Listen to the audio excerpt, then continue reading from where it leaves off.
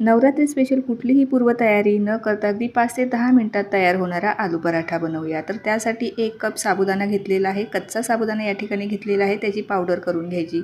पाव कप भगर घ्यायची, तिचीही पावडर तयार करून घ्यायची आहे. हे सर्व कच्चे जिन्नस आपल्याला घ्यायचे आहे.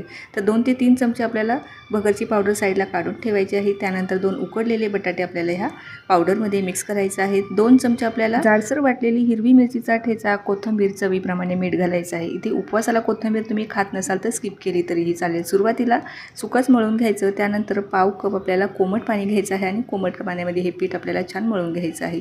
5 मिनिटं झाकून ठेवायचं आणि त्यानंतर लगेचच पराठे बनवायला घ्यायचं आहे. जे पीठ आपण साईडला काढून ठेवलेलं होतं भगरीचं ते लावून मस्त असा हा पराठा लाटून घ्यायचं. त्यानंतर मस्त असा गोल आकारामध्ये प्लेटने त्याला शेप द्यायचा.